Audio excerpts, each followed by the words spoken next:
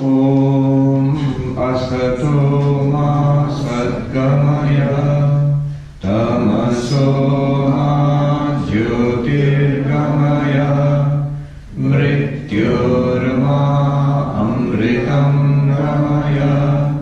Om Shanti Shanti Shanti. Om, lead us from the unreal to the real. Lead us from darkness unto light. Lead us from death to immortality. Om, peace, peace, peace. Good morning, everybody. And we are back. The retreat was titled Insight Meditation, and really this session does justice to the title. So this session is specifically about the meditation part of it. Now, why meditation?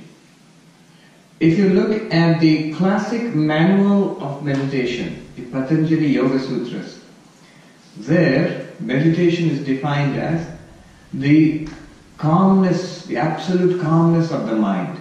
Yoga Chitta Vritti Nirodha.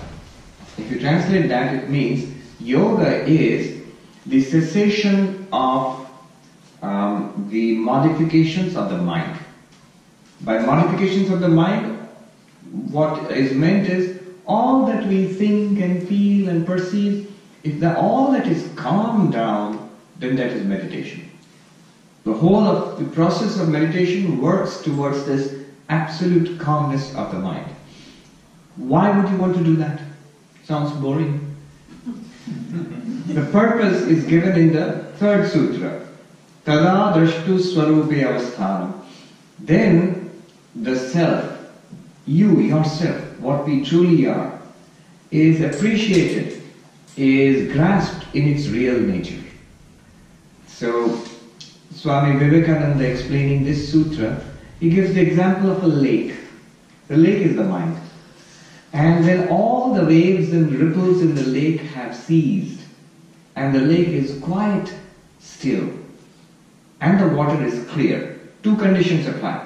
The lake has to be still, and the water has to be clear. Then you can see right through to the bottom of the lake. You can see the bed of the lake.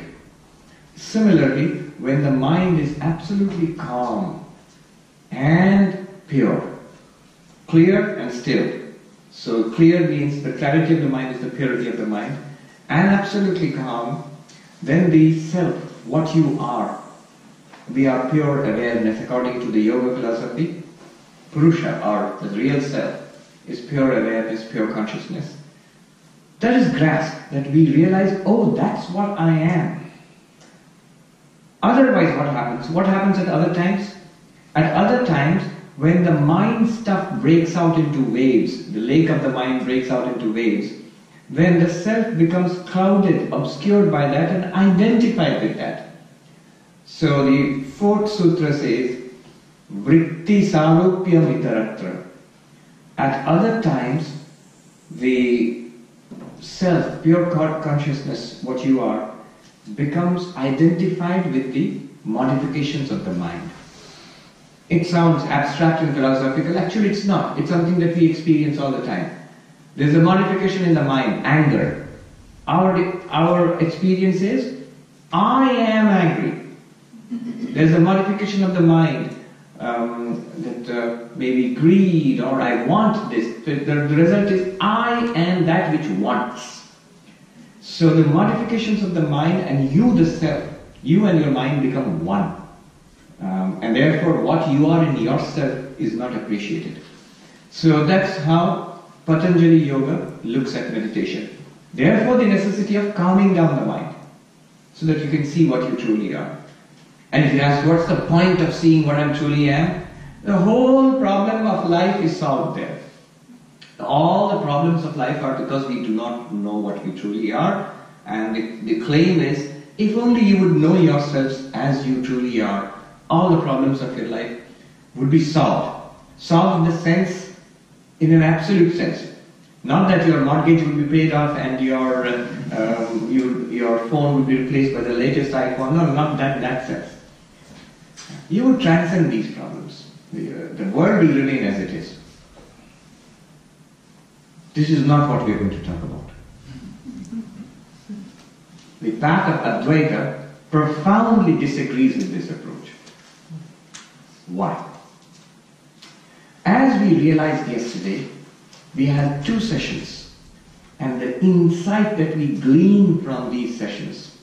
The first session, the insight that we gleaned from the first session, this is important because none of this will make any sense or will be of any use unless we are clear about the insight itself. The meditation aspect of it is secondary. The insight is important. What is the insight?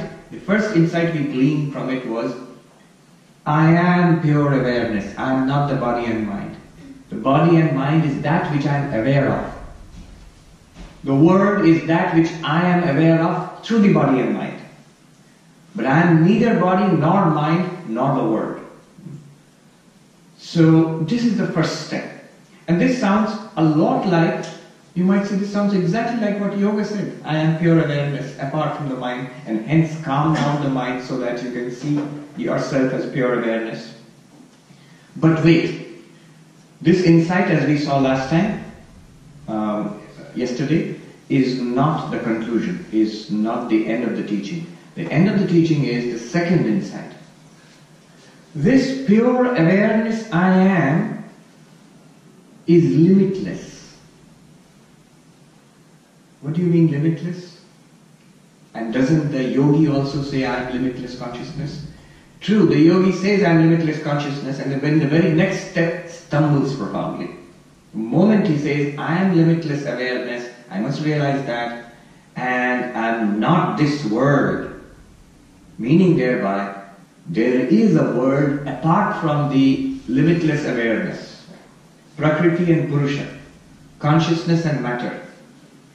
You will say, so, what's the problem? The problem is, you just said limitless awareness. And the moment you say that there is something apart from awareness, you have limited it. Limitless means there is no limit to it. There is no end to it. There is nothing else apart. Limitless, what does it mean? It's not limited in space. It's not limited in time. And it's not limited by the presence of other objects. No, not making sense? The Advaitin says to the yogi, you do not understand the very word you are using. The moment you say limitless, infinite, it admits no other reality besides itself. If there is a second reality besides itself, then you are in a dualistic mode of thinking. And the moment you are dualistic, nothing is infinite anymore. I am pure consciousness. The yogi says, I am pure consciousness. Unlimited pure consciousness. What are you? So are you. Are we the same consciousness? The yogi says, no, no, no. Each one of us is a separate, unlimited consciousness. Contradiction in the very words itself. And not only are there any number of infinite consciousnesses around, there is also the entire world of time, space, matter, energy, which the yogi calls Prakriti, nature. Very scientific approach. Prakriti and nature. The non-dualist asks, what is this Prakriti? Is it a separate, independent reality? And the yogi says, yes. It's that which consciousness is aware of. And it exists by itself. It's nature. It's the cosmos. You might say, what's wrong with that? Nothing is wrong with it except that then you can no longer claim that this consciousness is infinite. If there are many consciousnesses, you have limited consciousness because there are many of them. Each one is not the other.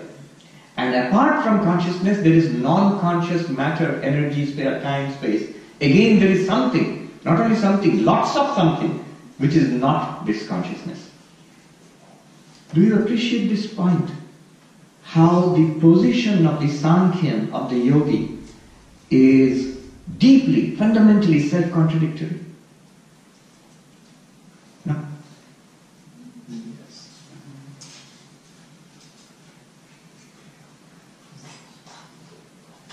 What was the Advaitin's position? The non-dualist position is, consciousness is truly infinite, unlimited, in which case we are not separate consciousnesses. There is one awareness shining through these many minds and many bodies. Number one. Number two, minds and bodies and the world, they are not an independent reality apart from consciousness. They are consciousness itself. By the extraordinary power of Maya, you have multiplicity of names and forms. And consciousness appears in all these forms. But they are not apart, they are not independent reality. They are not apart from consciousness. In which case, consciousness, awareness, it becomes non-dual. Non-dual means no second. Advaita, no second. There is no second consciousness, and there is no second entity called non-conscious matter, time, space, energy. So it's one reality. And Vedanta insists that one reality is all that exists, and that thou art. The universe is one with you. It's not a separate thing you are aware of. Not only that, it says that's what it is right now. It does not need you to do any kind of peculiar spiritual practice called yogic meditation to make it so. It is already so. But we need to do that to realize that it is so. Not even that.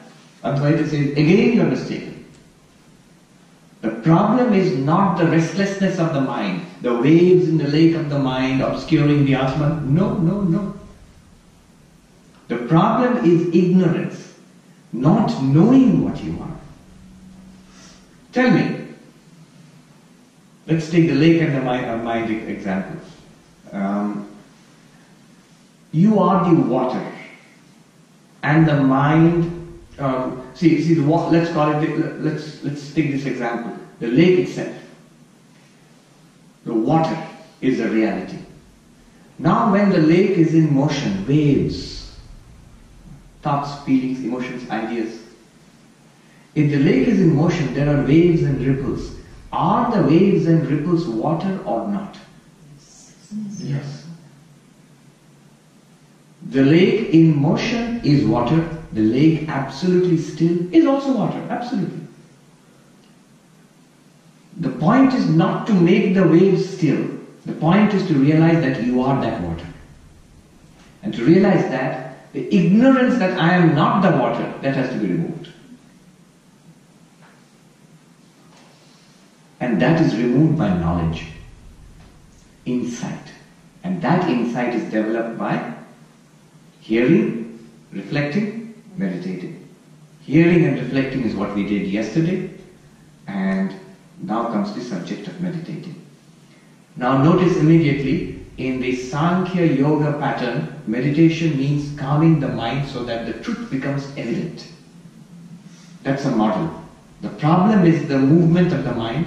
Have you noticed how they distinguish between the lake and the bed of the lake? So the lake becomes an obstruction sort of. But what Advaita says, no difference between lake and the bed of the lake. It's one reality. And you need to know it as that one reality. Then it's perfectly alright. For the yogi, the world is a problem. It has to be erased, at least from his own awareness. So you have to sit down. What do? Close your eyes. It won't work if you have eyes open. Relax. It won't work if you're agitated. And then inwards, not outwards.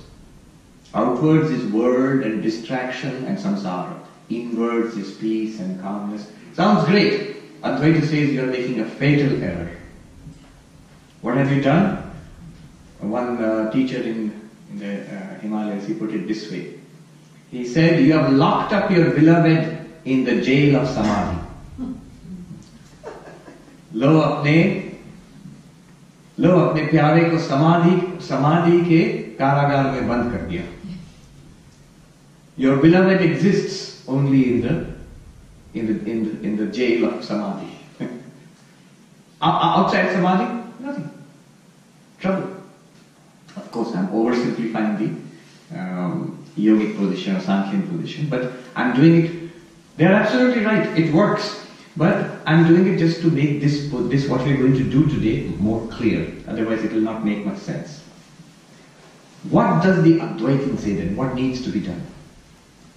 Ignorance needs to be removed by knowledge. And that requires hearing the truth, reflecting upon it, and meditating upon it. Hearing the truth gives you the information. Then you can say, I know it now. Okay, I noted what you said. Reflecting upon it gives you clarity. Then you can say, I get it. And meditating upon it makes it living. You can say, it's real. As real as I am here sitting in this chair, I am Brahman. It's a fact. Not a concept which I get. Not a philosophy which is nice to know. But it's absolutely a fact. So that's the role of meditation. What meditation does for Advaita Vedanta is, it does not reveal the truth to you. Oh no. It stabilizes and sort of realizes the insight you have already got. If you have not got the insight, it will not help much. The breakthrough one must make. And then you want to stabilize the breakthrough. Of course, to get the breakthrough also, meditation is helpful. To dwell with what you have already understood, it becomes a living reality for you. To put it in more technical terms, in Advaitic terms, what is the role of hearing? What is the role of reflecting? What is the role of meditation? Hearing removes what is called pramanagata samshaya. That means questions about the teaching. What does Advaita teach? What do the Upanishads teach, and the Gita and the Brahma Sutras and Aparoksha Anubhuti? What do they teach? Once you listen to the teaching, first stage, that question is answered. Teaching is, I am this infinite awareness, that thou art. That's the teaching. I've got it now. This is what the first question is answered. So that's the role of hearing. Second thing, now what happens is, you remember yesterday we talked about it. I know what you are saying, but it's not clear to me. I have several objections, doubts. So that you take up in the second stage. In technical language, it is called asambhavana. Asambhavana is, I know what you're trying to say, but it's impossible. It's not real. It's not true. Why? I am a body. I am a body mind. I'm so clearly different from all of you. How can I be one with everything? I'm not. I can clearly see the difference. I am clearly the body. How can I not be the body? So these doubts come. This is called the doubt of impossibility. I know the teaching and my reaction is, it's impossible. So it's called asambhavana. And that impossibility is removed in the second stage of reflection. When you question and inquire, then it seems to be possible. How is it possible? For example, somebody says, the ocean is one. No, the ocean is 10,000 waves, continuously arising and changing and But no, when you reflect upon it, waves are not the reality. The reality is water, and that is not 10,000. That is one body of water. Then you begin to say, okay, it makes sense. From the perspective of water, it is one body. It is one reality. Like that, we go through a process of reflection. It's a vast integral. As many questions as you have, so many answers and insights are there. Once that is done, the third problem comes up, which is, the second one was asambhavana, impossibility. Third problem is viparita bhavana, contradictory tendencies. I now know the teaching, I understand the teaching, but my life is not changing. I still go on the way I was. I react as a person, I react as a body mind to the world. And I keep on suffering. Remember, the whole point was to overcome suffering. We keep saying that it's an intellectual knowledge. We keep saying that I understand it in the class. I lose it once I go out of here.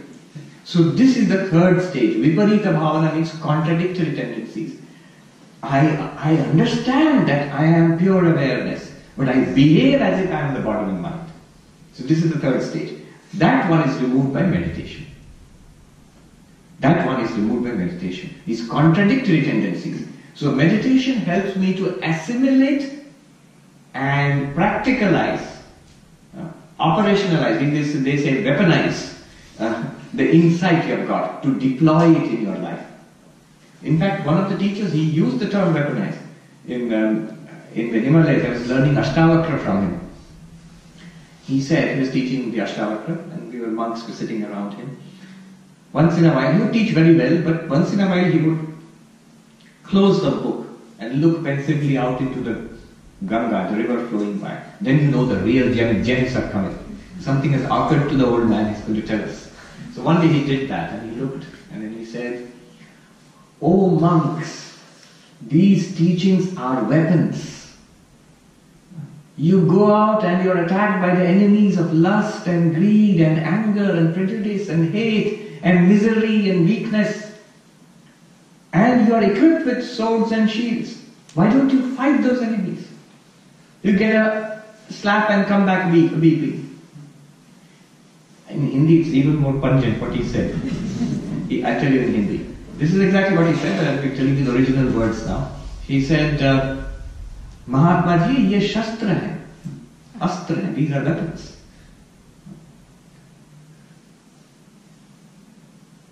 Haath mein dhal talwar, you have shields and swords in your hand.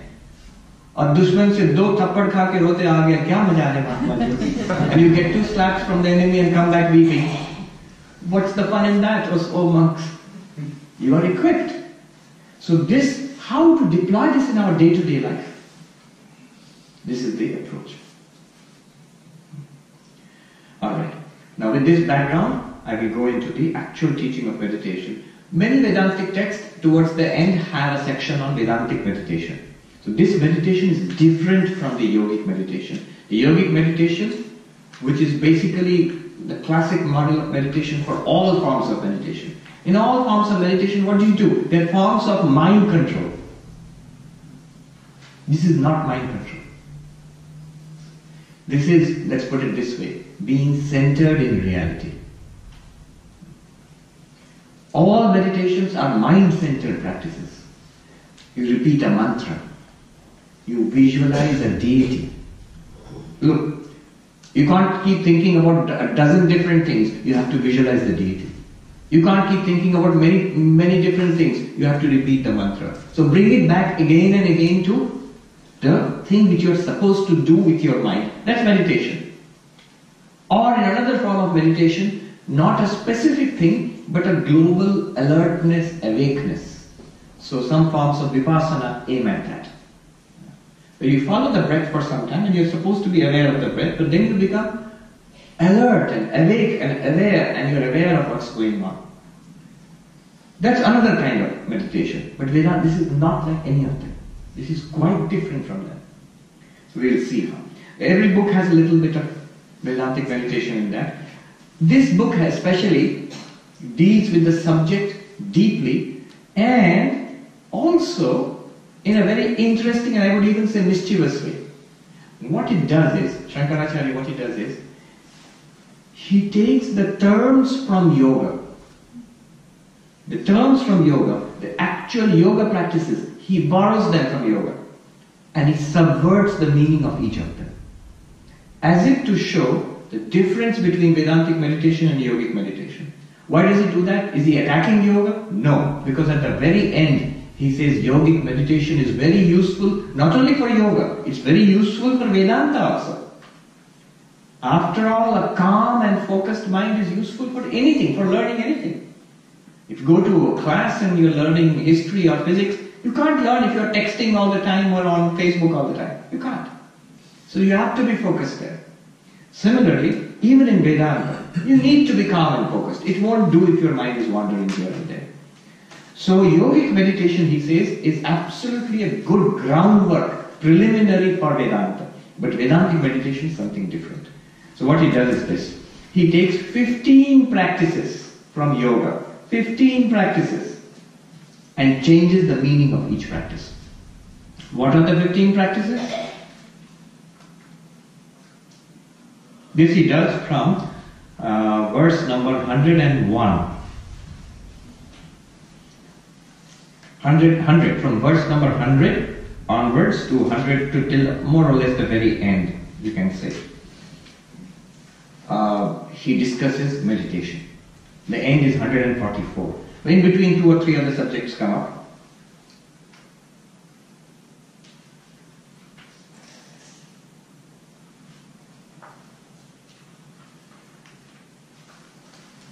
Actually, let's say from verse number 100 to 134. Yeah. 100 to 134 is the actual discussion on Vedantic meditation. The 15 practices are, I'll give you the Sanskrit names and the approximate translation, then we'll go ahead.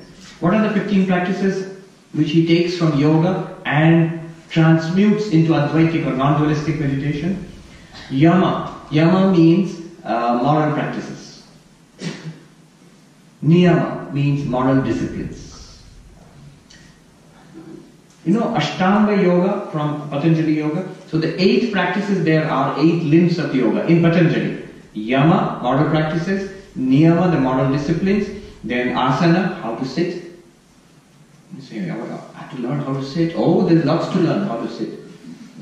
Our sitting is basically disastrous. So how to sit. Then pranayama, which is how to breathe. Have to learn that too? Oh yes.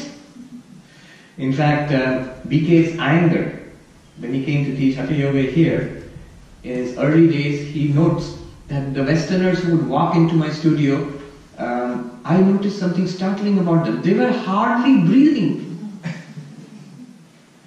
They were using only a part of their lung capacity. So pranayama, breathing. Then the 5th one is pratyahara, withdrawing the senses. Notice, the yogic approach is to calm down. So withdraw the senses from their respective objects. Then the 6th one is dharana, focus. Focus. Begin to focus on something. There will be many objects of focus, but on something. Internal. Then the 7th one is dhyana, meditation. Dhyana is meditation. Many people say we are practicing meditation, not realizing it's the 7th of a series of 8. It's not all that easy. You have to have the earlier ones before you do the 7th one. And this word dhyana, it is transmuted interestingly. It becomes the Pali jhana. Dhyana, meditation. In Buddhism, the word for meditation is jhana. It's exactly the same, dhyana. And that becomes the Japanese Zen. It's the same word, it has traveled across. So meditation, the 7th one. And the 8th one is samadhi. The goal of all of this. Yogas chitta vritti nirodha. Complete cessation of the modifications of the mind. So that is samadhi, the ultimate stage of dhyana. And there are grades of samadhi. Alright. This is the Ashtanga Yoga. Shankaracharya in his book takes all those 8 and adds 7 more from other yoga texts to make a total of 15 and changes the meaning of all of them completely. So it goes like this. Yama, which I just mentioned, moral disciplines, niyamas, yama is moral practices, niyama are the moral disciplines, tyaga, renunciation, maunam, silence, desha, space, the auspicious place, a good place for practice. Kala, which is time, proper time. Asana, sitting, 7th. Moola bandha, which Hatha yogis use. There are certain locks to be applied in the body, internal muscle locks, which makes your asana more powerful. So moola bandha. Deha samyam, posture of the body. Number 8. Number 9. Then 10. Drik sthiti, where you keep your eyes. Where you keep the eyes. Then number 11. Prana sanyamanam, that means control of the breath. Number 12. Pratyahara, withdrawing the senses. Number 13. Dharana, focus. Then number 14. Dhyana, meditation. And number 15. Samadhi. So 15 practices. And you feel familiar, yes, we know that. Then he proceeds to startle you. So we will do a few of them. You'll get the hang of what he is doing. The first one is yama. Yama and niyama. Yama are basically the moral, to simplify it, the moral don'ts. The universal moral values actually. And niyama are some specific disciplines. Niyama literally means discipline or rules in Indian languages. So the first one is yama. Basically moral disciplines, tell the truth and be self-controlled and things like that. And the boring part of yoga, the non-glamorous, hard part of yoga, to clean up your life. Otherwise yoga really doesn't work. There's this funny story of a person going to a yoga teacher to learn meditation and says, teach me yoga, teach me meditation. And the teacher says, alright, there are 8 limbs to it. The first one is moral practices. You must tell the truth. You must be self-controlled. You must be non-violent. And this man goes, oh, I know all that. We learned it in grade school. You go ahead. You teach me how to sit and meditate and breathe and meditate. And the next part of it works in Hindi only, not in English. He says in Hindi, Ashtang Yog Sikhoge ya Viklang Yog Sikhoge? What it means is, you want to learn the 8-limbed yoga, the handicapped yoga. That you want to chop off 2 limbs of the yoga. Basically, the most important limbs, the fundamental things are the moral practices. And we don't like it, being told to behave. So, but that's the beginning of yoga, the foundation of yoga. What are the moral practices? Ahimsa, non-violence. And then satya, truth. Stick to the truth. Then brahmacharya, literally it means celibacy or not violating the norms of proper sexual behavior. But also it means in general self-control, control of the senses. And then the 4th one is your asteya, non-stealing, not to take what does not belong to you. And that can have a lot of implications in today's world of environmental consciousness. A lot of deep implications. There's implications for ecology. Anyway, then the next one is aparigraha. Even if something is offered to you, unless you really need it, don't take it. I remember a senior monk would tell us, because we are monks, we're constantly loaded with gifts. People are generous. The big problem is not that you are deprived. The main problem is to say no. I don't need it. So one senior monk is to tell us, just because you're getting it, just because you are being given it, you have to take it? No. In Bengali, he would say, pelei nite hobe. Just because you are being given, you have to accept it? No. It's very important for a spiritual practitioner to retain a moral independence. And moral independence ultimately means a very simple life. Not more than what you need. And it's a wise way of living. That really is more conducive to happiness than a consumerist way to happiness. And I'll give in to temptation and tell you this. In The Imitation of Christ, the book which Swami Vivekananda loved very much, it was written by a medieval Christian monk, Thomas A. Kempis. In The Imitation of Christ, the writer imagines a dialogue between Jesus and the disciple. And this disciple asks Jesus, sort of imagined dialogue, how do I get peace? And the answer that is given there is very shocking to us in the modern world. It's just counterintuitive. Just the opposite of what we are doing. What is the answer? So Jesus says, my son, if you want peace, do these 4 things. What are the 4 things? First, always seek to have less rather than more. Just the opposite of our entire economy and culture. Always seek to have less rather than more. Consciously, deliberately. Reduce. The second one is even more difficult. and even more shocking. Always seek to be last rather than first. In matters of position and enjoyment and getting ahead of others, no. You can excel. That is not, as a diversion from a diversion. Compete, the word, it usually is understood to mean getting ahead of others. But the original, if you derive the meaning of the word, I think it's from Latin roots or something, it means to excel together.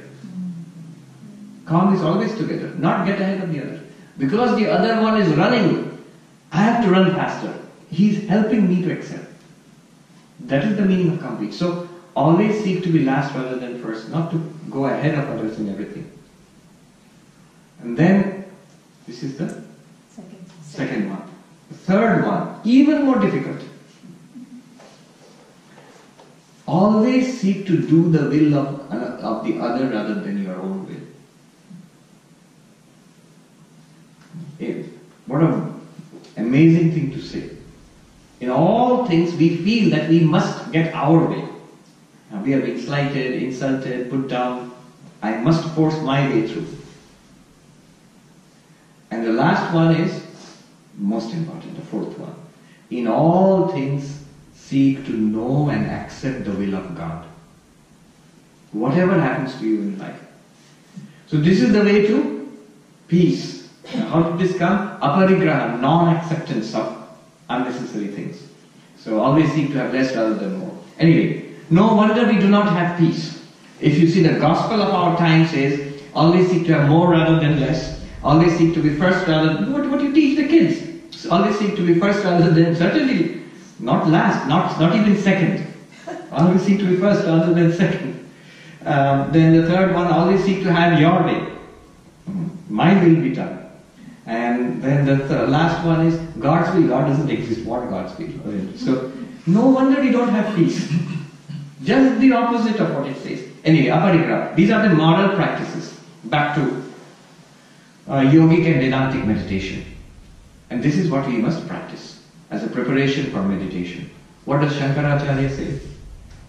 Sarvam brahmeti vijnana Indriyagrama sanyama yamo yam iti samprokto abhyasaniyo muhurmuhu. He says, with the intuition that everything is Brahman, all the senses become automatically controlled. Morality becomes natural. This is what should be practiced. Not separately truth and self-control. So what does it mean? Let me tell you a little story. A story which I love very much. It's very popular among the monks there. Not very popular, but that's where you'll hear it. I told you earlier, the princes of Kashi. Some of you may have heard it. There was a prince who... Well, the story is, in a kingdom, ancient India, a play was staged in the court. And in the play, one of the roles was of the princess of Kashi. Kashi is Benares, the modern Benares. So princess of Kashi. And she was supposed to be a little girl. Now there was no little girl there to play the role, so the prince of that kingdom, the queen said, the prince is about that age, 5 years old, and he's very cute, you can dress him up as a little girl, and he will be the princess of Kashi. And that's how the play was staged. And the prince, dressed as the princess, looked so cute, the queen said, make a portrait of him, dressed in that dress, in the princess's dress. And they painted the portrait. These days would be so easy, selfie or something like that. But then they had to painter had to paint up. And years passed. 15 years passed, and the prince was quite grown up and doing princely things, riding around and hunting and learning his royal duties. One day he was exploring the palace in old and forgotten corners of the palace, and he goes to the basement, he's exploring old stuff. And then he finds this dusty old painting, and he rubs the dust of the painting, and he sees this little girl, princess of Kashi, dated so and so. She's my age, and he falls in love with her. And I will not be happy until I marry this princess of Kashi. But he's shy, he can't tell his father, he can't tell his mother. They notice something's wrong with him. He's not paying attention to his studies or his hunting or riding or whatever. Finally, to cut a long story short, the wise old minister asks him, "What ails you, O prince? You can confide in me." And the prince tells him that I am in love. "Oh, very good. Who is she?" "Oh, she's the princess of Kashi." "Oh, how wonderful, a princess. Absolutely the right match for you. Where did you meet her?" "Oh, I haven't met her exactly. But I've seen her picture in our basement, a painting. And that also from a long time ago. But she's my age." And then the minister says, "An old painting, Princess of Kashi. Can you take me to the painting?" And so the prince takes him to the painting, and this is she, and I will not be happy until I marry her. And then the minister looks at it and he says, "Prince, you need to sit down." "This is not the Princess of Kashi. Whoever she is, I marry her." And says, "No, look, 15 years ago there was a play staged in our court, and there was a role for the Princess of Kashi, and the queen said to dress you up as the Princess of Kashi, and you put on the dress and you acted, which you've quite forgotten, and now a painting was made of you, and it's not the Princess of Kashi, it's you, O Prince, that thou art. Tattvamasi." Now, the question is this: what happened to the desire of the prince for the Princess of Kashi? That I will not be complete until I get that. What happened? The desire went up, disappeared. Why did the desire disappear? Did it disappear because he was frustrated, he could not get the Princess of Kashi? No. Did it disappear because he married the Princess of Kashi? No. Why? Knowledge that there is no Princess of Kashi apart from me. I am the Princess of Kashi. Always was and always will be. It's I in another form. The Word is our Princess of Kashi. You are everything that you experience. It goes out there and shines in front of you and tempts you. And yet, other than you, the consciousness, it's an aspect of your consciousness. It is not an external reality that you have to add to yourself to make yourself complete. You are complete. So, Shankaracharya says, dwell on this ever-complete awareness which you are. And all the moral practices, truth, self-control, all of this will come to you automatically. It will automatically come. So you see how he has changed. He completely, he says, center yourself in that insight. This is Yama. Then Niyama. Alright, let me skip. Another one, Tyaga, renunciation. So the yogic idea of renunciation would be, I give up sense enjoyments. Or maybe I even become a recluse. Or maybe I become a monk. I give up marriage and children and family and I retreat to a cave in the Himalayas. That is the yogic idea of renunciation. I give up the actual things in the world and be by myself and pursue my spiritual goal. And there are many such, even now in the mountains. And there have been such people in every religion. So this is the idea of renunciation. And good. But what does Shankaracharya say? Tyaga prapancha rupasya chidatmatva avalokanat tyago hi mahatam pujya sadyo moksha mayo yataha. What is renunciation? Renunciation of prapancha, of the entire universe. Yes, how? By realizing it to be nothing other than consciousness. The universe is renounced, given up, when you realize everything remains exactly as it is. But when you realize it is nothing other than I, the limitless consciousness. All of it is appearing in me, the consciousness. This consciousness pervades everything in the universe. And this clarity and dwelling in this clarity and living like that is renunciation. You see how the idea is radically changed. So does it mean that I actually have to give up things of the world? Practically come down to brass tacks? Yes and no. As long as you are centered in this idea, you are the greatest renunciant. That's what renunciation is. You could choose to be in the world. You could choose to be a monk living in a cave. You could be an emperor running an empire. So the examples are there. Janak Raja, the emperor, great emperor, who was supposed to be an enlightened person, and yet running an empire. And Ashtavakra, Shukadeva, all renouncing monks who wandered the face of the earth without any possession at all, without any attachment at all. Both of them, according to Advaita Vedanta, are equally enlightened. There is no difference. Because they are centered in this view of the world. Ramana Maharshi was once asked, you know about Ramana Maharshi used to live in a cave in the Arunachala hill there. Ramana Maharshi, who am I fame? He would always ask, find out who you are. So a lady, a housewife, asked him, is it necessary to become a monk and go and live in the forests or mountains to become enlightened? He said no. You could do so while being a housewife. Then she said, in that case, why are you sitting in a cave? And his answer was instructive. He said, Mother, that is my karma. And you are working in the kitchen, that is your karma. It has nothing to do with enlightenment. There are many, many stories in our Puranas and all which show this, that people at any level can be enlightened, any kind of station in life. So this is what he says, the Isha Upanishad.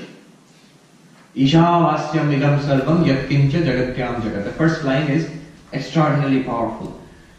Cover everything in this universe by the Lord, by God. And the meaning of that, Shankaracharya says, cover everything by God means what? Like you put a bed sheet over the bed, like that you have to put God over everything? No. He says, cover means uncover. God is already there. How do you uncover? Uncover means discover. Cover everything by the Lord means uncover the Lord existing in everything. And uncover means discover. Discovery is always by knowledge. You realize, oh, this is what it is. And it is none other than I, the consciousness. Let me skip ahead.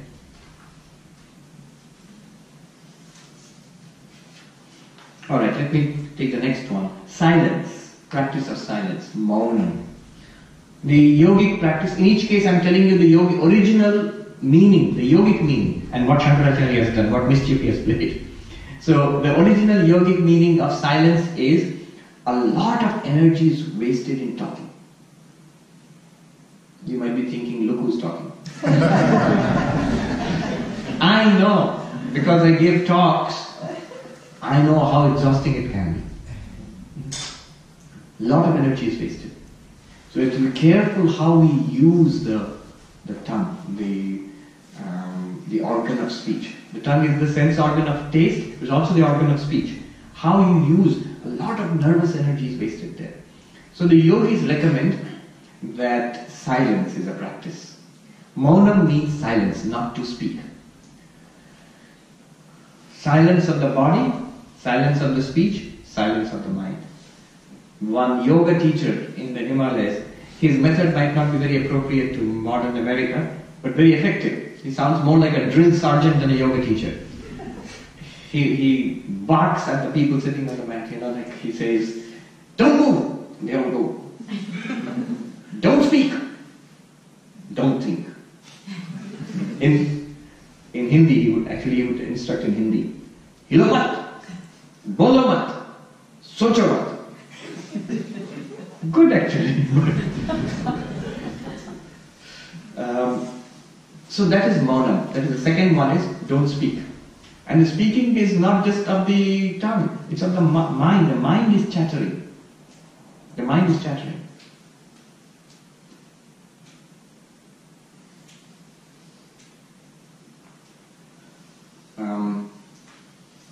I remember a monk in our order, I won't take his name, he followed the vow of silence for a few years. He wouldn't speak.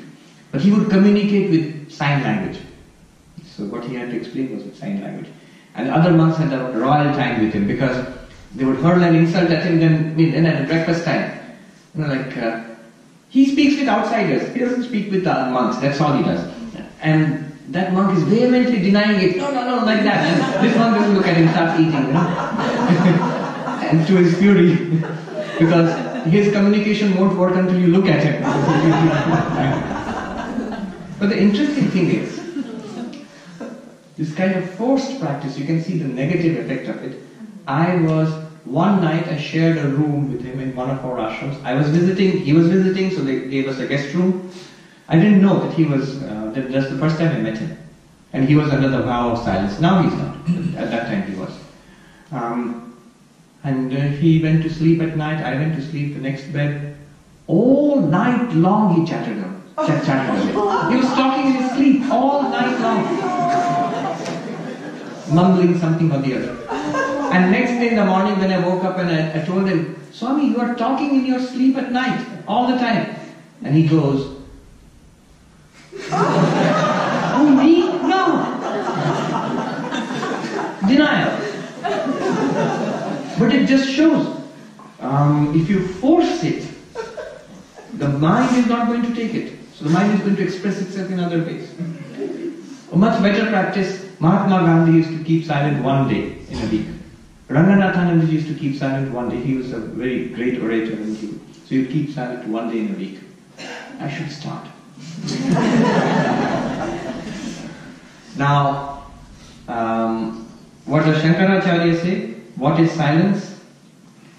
Yasmad vacho nivartante aprapya manasasaha yanmaunam yogi virgamyam tadbhavet sarvada buddhaha. From that, from which words return without attaining it. The mind returns without attaining it. That is silence, which the yogis are trying to attain. That the enlightened one, that means the non-dualist, always is that silence. What is that? That is Brahman. Brahman is that which words, language cannot express. Kena Upanishad says,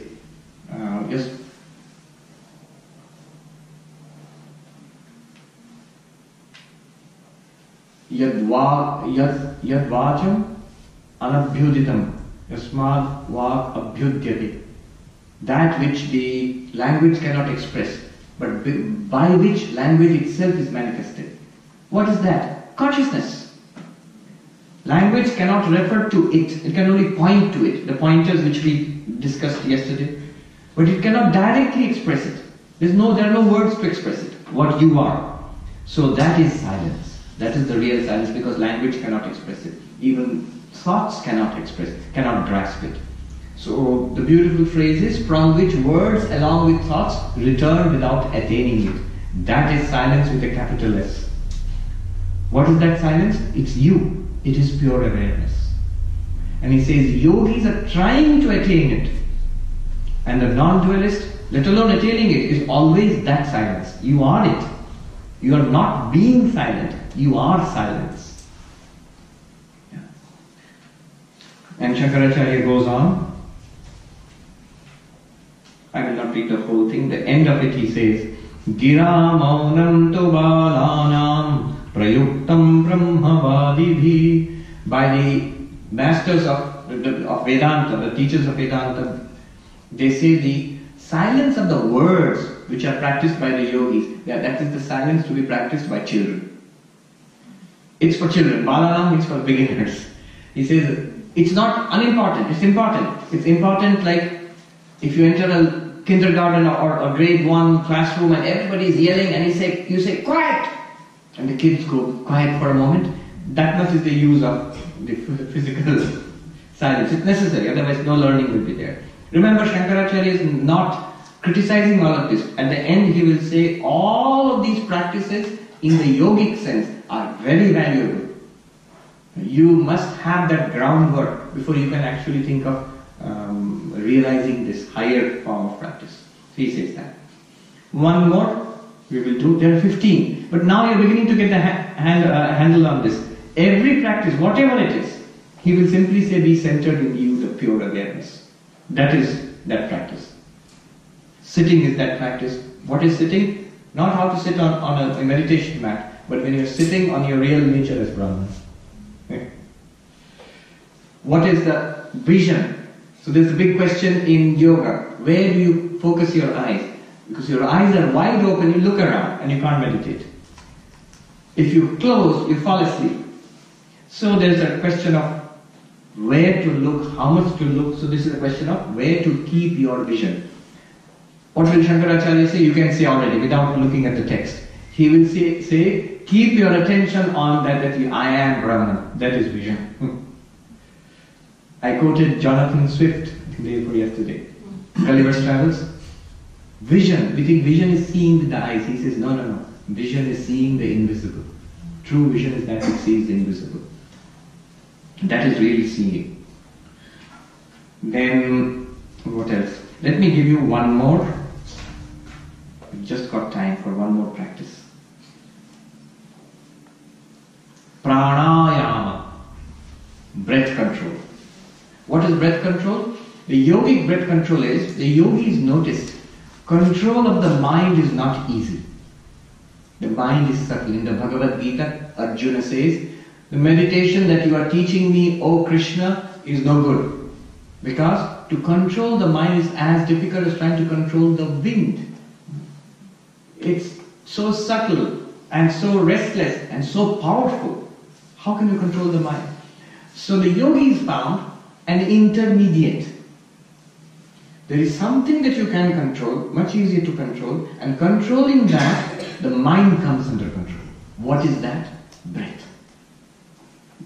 Breath is one of the functions of the body which goes on by itself but is also amenable to voluntary control. So if you regulate the breath, the idea is the mind also becomes amenable to control. Regulate the breath means they noticed that when the breathing is deep and even, the mind is also calm. When the breathing is heavy, the mind is dull. When the breathing is fast and shallow, the mind is excited. So, when you are angry, or excited, or sick, you'll see the breathing changes. It becomes fast, shallow, or heavy. But when you are calm and focused, if you notice when you are focusing, not an intense, excited focus, then the breathing stops. But when you are focused, you are studying something deeply for a long period of time, you will see that the breathing has become even and light. So they devised this method, a whole science of the breath, with the point of controlling the psyche. It has also downward effects. Downward effects means pranayama has great effects on the health of the body. So that's why they do that. Prana is the one which regulates the health of the body. But the other effect, the upward effect, upstream effect is the effect on the mind. So, for example, the classic pranayama consists of three things. Inhaling, holding the breath, exhaling. Then inhaling, holding the breath, and exhaling again. So it goes like this, and you have a count.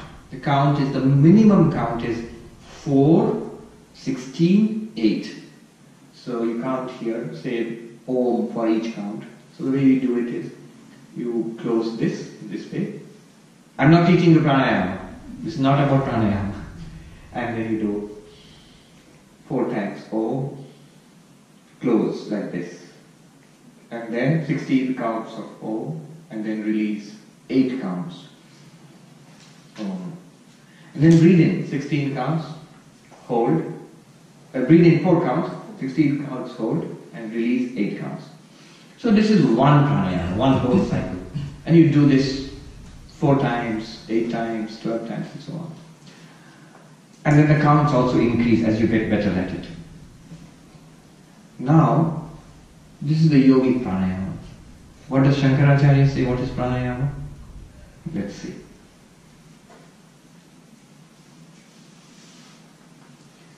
Nishedhanam prapanchasya rechakakhya samiranaha brahmevasmeti yavritti purako vayuriritaha tatas tadvritti naischalyam kumbhaka prana samyamaha ayam chapi prabuddhanam ajnanam grana pidanam.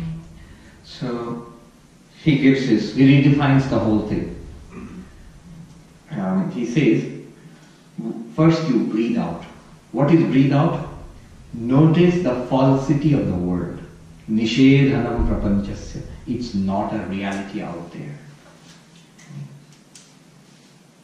You know, most of our reactions are because we think I am this reality and there is a separate thing called other people, other events.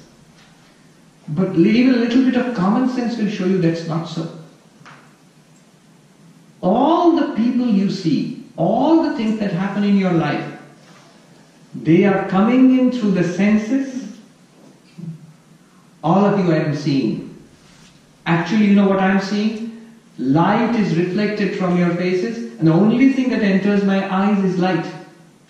Obviously, that's the only thing the eyes are designed to receive. And the moment they enter the eyes, they're no longer light. An image is formed, and then it's immediately converted into tiny electrical impulses. It's not a face, it's not even light, little impulses in the optic nerves, and they race to some centers in the brain where somehow, nobody knows how, those electrical impulses are reconverted into an image. Image means not an optical image, now a mental image. What that might be, no scientist knows till now. And yet we all experience it all the time. I see you then. This is basic science of perception. They will tell you that it's happening in your brain. Whatever you experience, you're actually experiencing in the brain, not out there. So all the people you see, they are in your mind.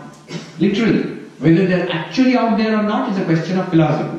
But what I'm saying precisely, follow this. The experience that you are having right now, all your life, and the only possible experience you can have is in your brain, is inside, is in you.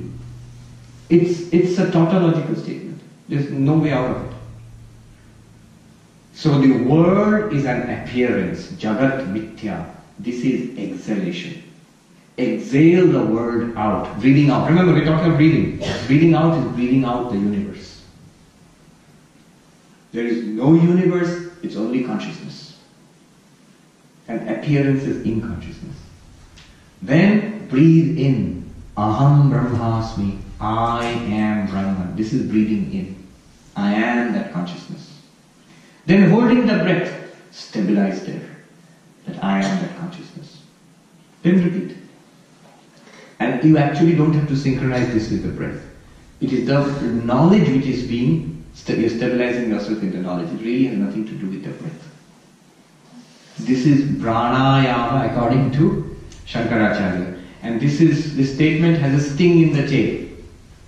And the end he adds, ayam chapi prabuddhanam. This is the pranayama, the breathing of the wise. The world is an appearance. I am consciousness. Stay there. This is the breathing of the wise. And what is the breathing of the yogis? The unwise. He says, ajnanam, and of those unwise people, their pranayama, he says, grana pidanam, it is torturing the nose. They're playing with the nose. Very unkind. So this is the way he keeps on going. Now, if you have any questions, let me tell you a little story which Shraddhanandaji, apparently he told the story.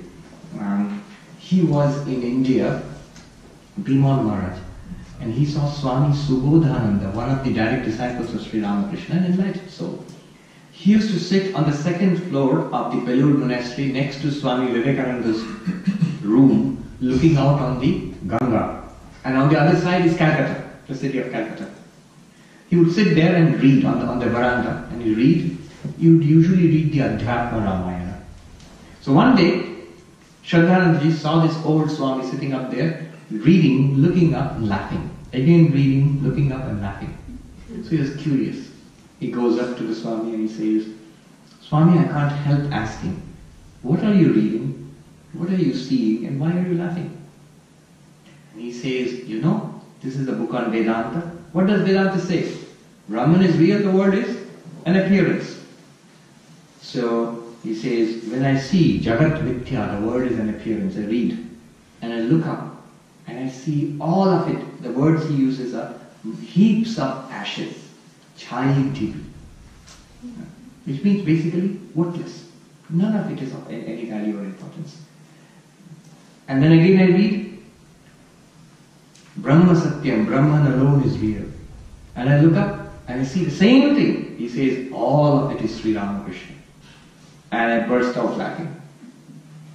This is pranayama according to Shankaracharya. Being stabilized is with wisdom. There are two sides to this. One is when you look at it from the point of the word, it's an appearance. When you look at it from the point of isness, consciousness, it is the reality, the divinity, God, whatever you call it. Advaita Vedanta chooses to call it the real you, what you really are. Questions? We can have a little bit of time for questions. Please go and ask a question. Tell us your name and ask a question. There's no mic. I think they're recording it, so it will help them. Actually, I don't have a question. I just wanted to inform everybody that either Swami Vivekananda or Swami Sarvapriyananda has written a book called Silence Age Yoga. It's a pocket-sized, very small book. Paramananda. I think Paramananda, Swami Paramananda. Okay. I think so, I'm not very sure. It's a pocket-sized book, very small book. Small book. Excellent book. Yes. Question, please come here and ask the question. Two of you. Maharaj, my name is Prakash Rao, and this has to do with yesterday's talk. Yes. And also what you mentioned today, Jagat Mithya. And I don't mean to be impertinent. But No, be impertinent. That's the only way to learn in Vedanta. So, the normal example given is, I see a rope and in my ignorance, I think it's a snake and I have the body reactions. Yeah. But I flipped it and I said, if it is a snake and I think it's a rope, that could be a fatal mistake. True. So, this idea of trying to say the world doesn't matter, it's an illusion, could be very dangerous in ordinary life. So, in a very subtle manner, that may be true, but in a gross manner, it could affect us very negatively. Yeah. So, how do we reconcile both of it? Right. That's a good question. This teaching about the falsity of the world, calling the world an appearance, that you're experiencing the world, nobody can deny. Even Advaita, Shankara cannot deny that you're seeing something. Who can deny it? You're seeing it. Right now you're seeing it. A dream, for example, when we wake up from it, what do we say? Oh, it was a dream. We don't say, I never saw a dream. We saw it, but we realize its status is it's a dream. Similarly, the status of this world is it's an appearance, Brahman alone is real. This is what Shankara wants to say. Now, is it dangerous? Look at the words you used. In ordinary life, it may be dangerous. You know what the Advaitin would say to you? Ordinary life is dangerous to you. Ordinary life is doomed. Death, unhappiness. Guaranteed. The only escape is this. Only escape. And it takes a long time to learn it. That's one. Second, in a subtle sense, you said, in a subtle sense it may be true, in a gross sense it's not true at all. But we are not trying to be gross here. I want to emphasize to you, it's a good thing to say, what we discussed day before yesterday and today is the final teaching of the most ancient of religions. The final teaching. Not the beginner's teaching. Not the base camp. It is the peak of the Everest. Beyond this lies silence. No more teaching is possible beyond this. So you would expect the final teaching to be extremely subtle. If the final teaching confirms what you or I see with the eyes, then what kind of teaching is it? I see a physical world out there, I am a body, I have to eat and drink, I have to chase some pleasures and avoid some pains, finally grow old and die. If the highest teaching religion says, yes, that's the reality, what's the use of that? I already know it. Veda, the spiritual teaching, one of the interesting definition is Ajnata Gyapakam, that which tells you what you do not know, which reveals to you what is unknown. If it reveals to you something that is already known, no use, I don't need it. It shows me something that's not at all evident. What is evident is the word. But what Vedanta says is this. Now Vedanta does not dismiss the word. You can look at it in another way. Swami Vivekananda says, not from falsity to truth, from lower truth to higher truth. I am a being and this is a separate word, our common idea. Vivekananda says, instead of calling it false, you can call it lower truth. Everything is God, higher truth. If you like that terminology, fine. You don't like mithya satya, false, real, then you can say lower truth, higher truth. That also is possible. There is a story about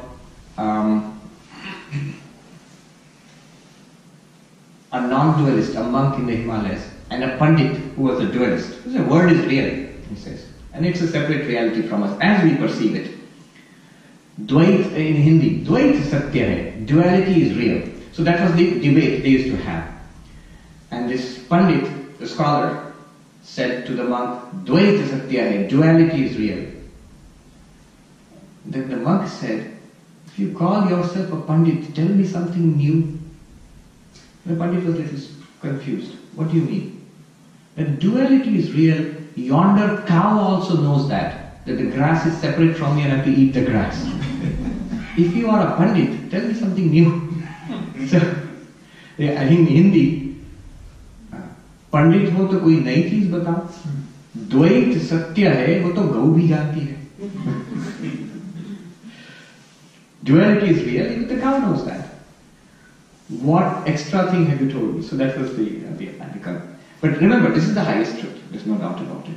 If this is unpalatable, step it down. Instead of saying true and false, say that Brahman is the whole of which the world and we are all parts. This is qualified monism.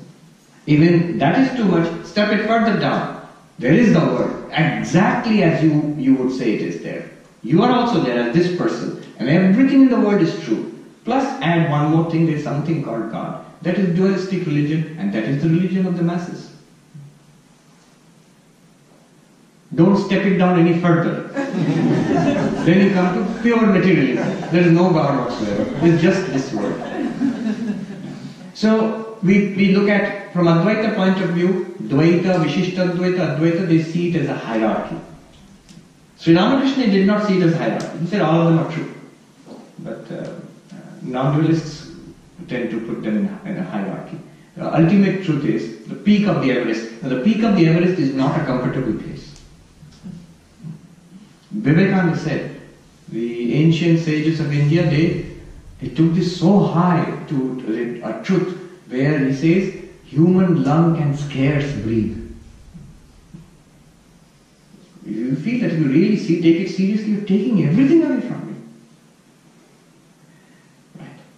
It's not taking everything away, it's revealing the reality of everything, what everything truly is.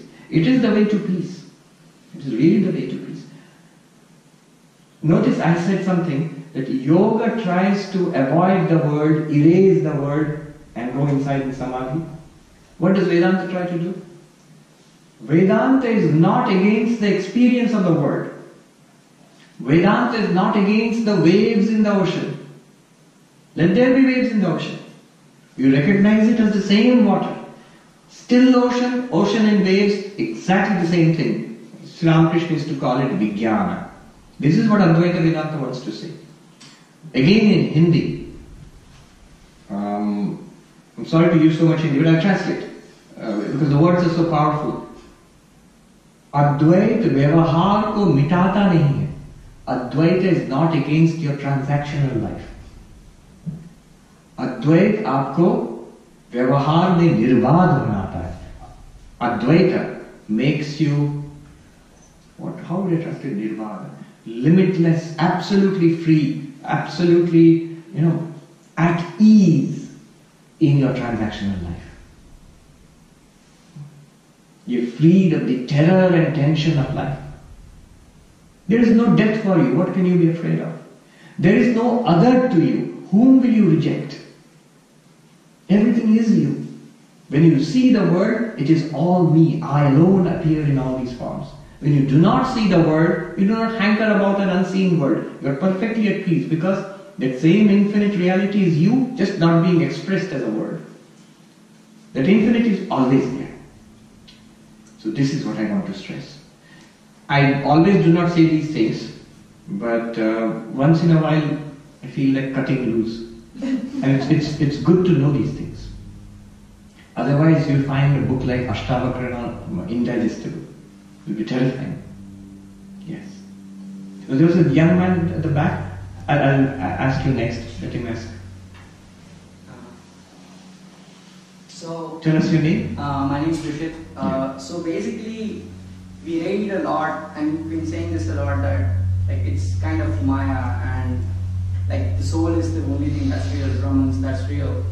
But why is it still that knowing this, hearing this, believing in this, we go out and like we still go after the material things, even though realizing that's not the end, that's not what we get? If you know this, then you have completed the first stage, hearing.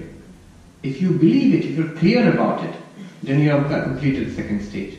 Then your problem with what you asked, you see, when we began this talk, what is the purpose of meditation? I know it and I believe it and I'm clear about it, yet I behave as I used to behave earlier. Then that, it's called viparita bhavana, contrary tendencies. Why does it happen if you ask? It's because of the programming of the mind. Knowledge has come in the intellect and removed ignorance in the intellect. But it's not just the intellect. We have an enormous pre-programming. The chitta, the samskaras, they're all there. And they have to be cleansed. There's a lot of house cleaning to be done. Use the light of your understanding to live like that. That will help. Meditation is for that. To stay. Have you seen in these 15 steps, always he's pointing to one thing. This intuition, I am that Brahman, stay with it, stay with it, stay with it. It will become clear. The more clear it becomes, the more sense it makes. It makes sense. That it is so. And really does not disturb anything in the world. You can go on, but you will be transformed. And you will be at peace finally. Thank you.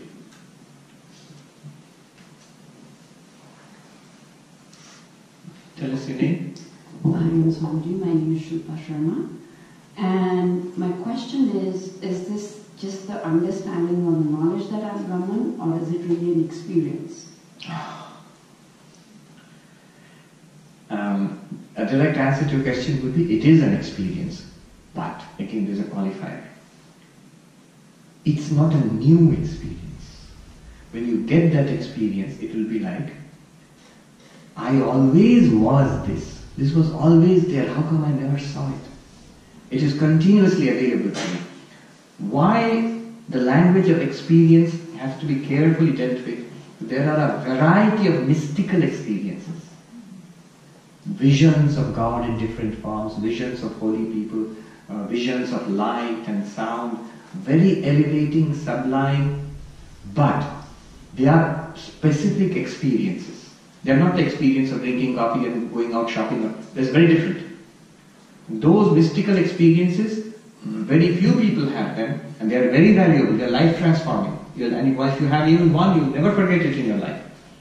Some people will get it. But what we are talking about here is not like that. The mystical experience is different from all other experiences, and it comes and goes. It's not there all the time. Even Sri Ramakrishna, when you would talk to Mother Kali, it would happen once a few times a day. It comes and goes.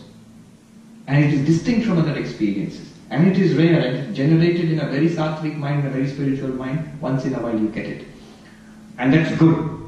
But what is talked about here is, it is an experience, but it's not an experience distinct from all other experiences. You realize All experiences are based on this. Once you have this, once you walk through this particular gate, there is no coming back. It is continuous and unstoppable. If you have this breakthrough and you completely ignore it for the next 10 years, it will be as strong and clear and unescapable as the first time you made the breakthrough. So, because it is consciousness itself. Where will you run away from it? It's always there.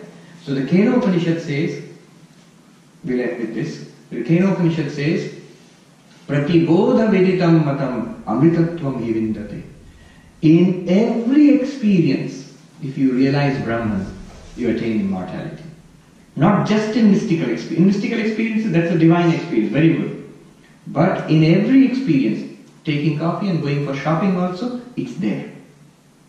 It's always there. So when you have that, that is the end. That is the end of the game. Attainment of immortality. I think we've run out of time. Yeah. We're supposed to have ended at 12. That's okay. Okay. 5 more minutes. 5 minutes. Quick questions. At least I see 2 hands there. Please come quickly, one after another. You also can come up and stand behind him. I went to a talk by Slavoj Žižek. If you know him, good for you. If you don't know him, don't try. He is in today's philosophy world, he's like a superstar. Completely mad also. He came to New York and he was giving a talk. Whole hall full, 300 to 400 people, all young people.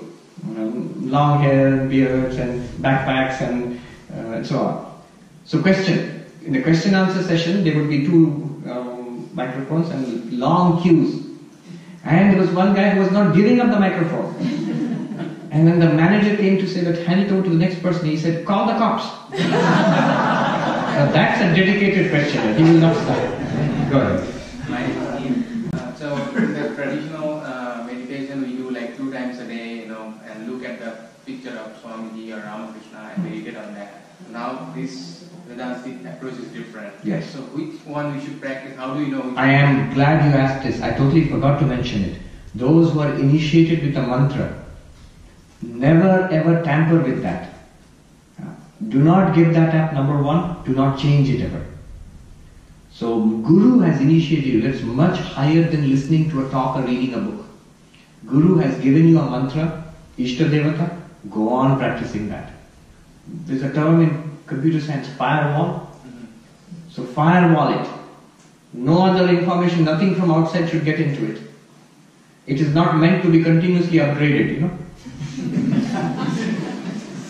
When I was coming here, I was trying to call an Uber, the miracle of modern technology with the mobile phone. When I started, the phone said, updating Uber app. That's the exact time it chose to update and that particular app only. Don't update the meditation app.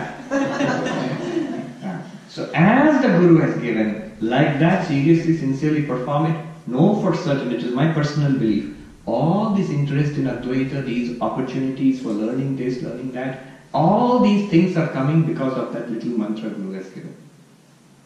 Our spiritual life, the engine of progress, the source of power, your connection to the divine is that one. If you are not initiated yet, then what? If you are not initiated yet, you can try this. You can try any mantra. If you are interested in a serious spiritual life, I would advise strongly to get initiated.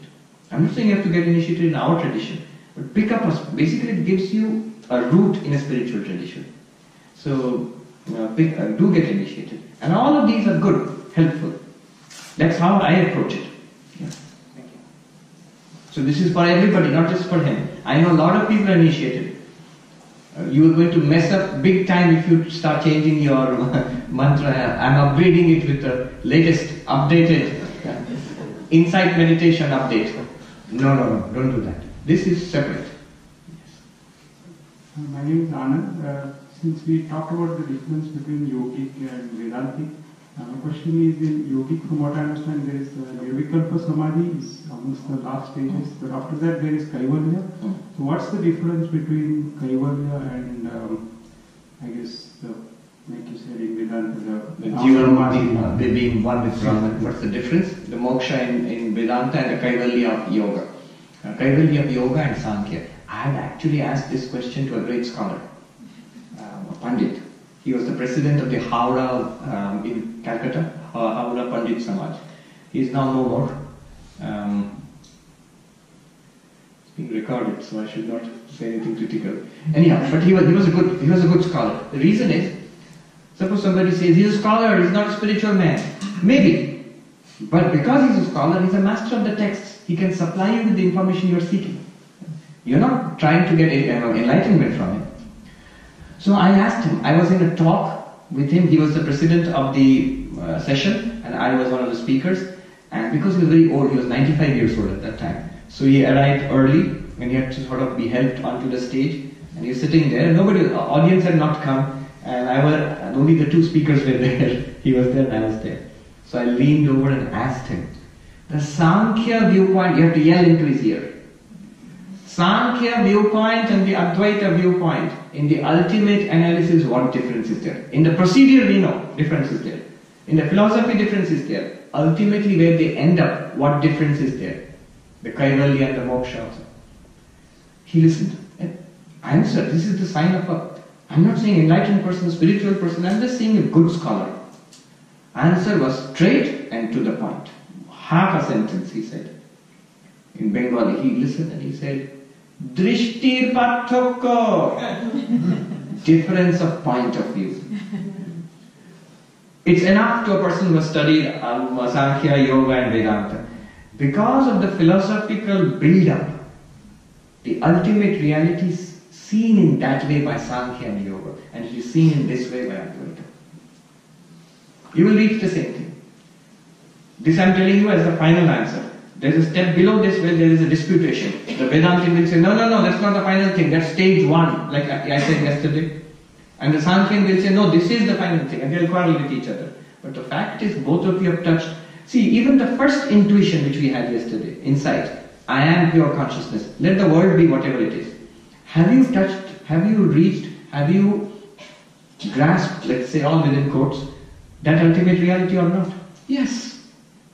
Once you have touched it, it's done. Whether you realize the whole universe is a manifestation of their consciousness, and that's secondary, that comes later. So yes, it's a good question to end the session with. Om Shanti Shanti Shanti Hari Om Tat Sat Shri Ram Krishna Arpanamastu. Never give up devotional practices, never give up meditative practices, never give up service, Karma Yoga, Bhakti Yoga, Raja Yoga. Don't give those up because of this. Many people become over-enthusiastic. Let me tell you, it's not like call the cops, I'm not giving up the microphone. One of the most radical non-dualist Swamis I met in the Himalayas. He was very non-dualistic. In fact, to the extent, and he would say, stay alone in the Himalayas. And so I used to have long walks and discussions. He would say about himself, Are Mahatma Ji, hum to adha nastik hai. Oh Swami, I am half an atheist. So to that extent, now see, the fun of it. When I was supposed to return, I wanted to return to him a book which he had lent me. So I went to his hut in the afternoon, about 3 o'clock. And this radical non-dualist, who does not even have a picture of the Guru in his cottage, not even any god, goddesses, not even his own Guru, doesn't even have a picture of that. Though strangely, he has a picture, you will not believe it, of the Holy Mother in the cottage. Anyway, that's a different thing. I went in there, and this staunch non-dualist, little hut, 1/3 the size of this, just above the Ganga. There's a cot. He was sitting on the cot, a shawl around him, and the rosary in his hand, and doing japa. Absolutely immersed in it. He didn't even notice when I came in and left. So I was surprised. This guy, he keeps talking about the highest Brahman, never about devotion, mantra, japa, nothing other. He's dismissive about the whole thing. He laughs at it. And he is doing japa at 3 o'clock in the afternoon, and with such devotion. So I asked another monk, who was a Punjabi, old Nath Sampradaya Swami. He said, this Swami, you know what he's like. And now I just saw he's there in his cottage, he's doing japa, he's repeating mantra. It's a devotional practice. And this old Swami laughed and said, Are wo to chupa Rustam hai. Secret master. He has two sides to it, an external side of knowledge and philosophy and all, and a deep personal side of absolutely personal devotion.